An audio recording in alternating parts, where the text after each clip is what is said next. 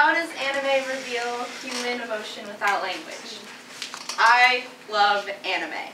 Anime has created the most original and imaginative art ever. First, I'll tell you exactly what anime is. There are many definitions of anime. A very reliable source known as dictionary.com says it's a Japanese style of motion picture cartoon characterized by highly stylized art, futuristic settings, violence, and sexuality. My definition of anime is that it's an escape when I get home from school. Its impossible stories and worlds are a great escape as soon as I get home and it's like an escape from my own reality. It's taught me about life and given me wisdom when I needed it most. I've not only learned a lot about life, but I'm really, really good at reading subtitles. Anime is almost always going to be in Japanese. Dub English versions come out, but they're like honestly awful and horrible, and it's just always going to be in Japanese. And because of these poor circumstances, I have to watch anime visually most of the time because, yeah, I can read subtitles, but it doesn't like Japanese translation to American English translation is like really different, and you miss a lot of the meaning. A lot of the Japanese art, like it beautifully represents like the visuals of like instead of the words, so I can just get it instead. For example, Hayao Miyazaki, he's like the god of anime, and he's compiled the greatest animated masterpieces. Like he's like on top IMDb. He's gotten Oscars, all sorts of stuff like that. He's for like 40 years, his dexterity and creativity has dazzled audiences everywhere. Like, I mean, I'm sure all of y'all have maybe seen Spirited Away, or like, I don't know, Castle in the Sky. Just like, like Disney has even taken on a bunch of like the dubbed versions of all of the Japanese films.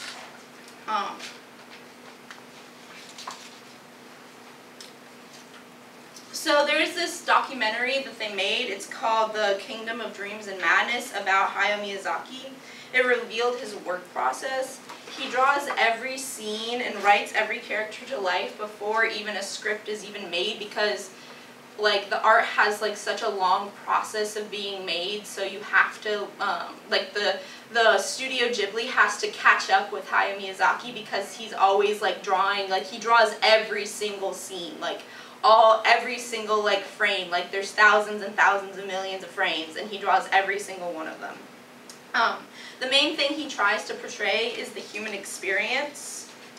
There's like a lot of fantasy in his films, but he does a good job of understanding that fantasy is okay as long as he portrays humans as humans. Like there will be like crazy spirit worlds all around you, but there has, like, the characters are always going to be very human. They're like most Western movies will always portray like characters, like recently superhero movies has been like a huge thing, and these characters have like crazy powers, so they never have to like really get through things. Miyazaki's protagonists always start with no powers and like a lack of experience. And they will finish it with like growth and a newly learned lesson or discovery. The protagonist is never perfect. He like might portray them as lazy or difficult or like a brat or something. But these aren't like inherently bad qualities for like a human. They're like normal, but he just because like everyone experiences them. It's really about showing the human emotion. One of my favorite films he's made is Spirited Away. It's about this little girl that gets trapped in in a spirit world and separated from her parents. Her parents are turned into pigs, and she has to save them before they're eaten by the spirits. In the beginning of the movie, she's like kind of a brat and kind of spoiled because she's moving away to another place, and she's all grumpy because she has to leave all her friends behind. And by the end of the movie, she's like completely different, courage, determined. Like the beginning of the movie, she was like she was stuck in a bathhouse and she had to clean stuff, and she didn't like that. The anime has the ability to show emotions unlike any live-action movie I've ever seen. An actor can't portray what a character was like drawn for. when I watch a show or film and something bad happens, I can justify the situation because it isn't real life. While watching an anime, it's hard to realize 13 to 24 episodes encompasses their entire life. Obviously, these characters aren't real people, but it still invokes the same emotion, like when you read a tragedy like Romeo and Juliet. You know those aren't real people, but you're still emotional about it. I watched a series called Your Lies in April. It's about an absent-minded pianist and an inspiring violinist with a fatal disease. The show majorly had music and vivid colors to, like, there's barely any talking. There was talking, of course, but it wasn't, like, the majority of the show. So somehow by the end, like, you're completely devastated when spoiler alert, the violinist dies. When you watch a character from Grey's Anatomy dies, it is awful, it is devastating, but you can always look up the actor's name on Twitter or Instagram or whatever, and they'll still be there.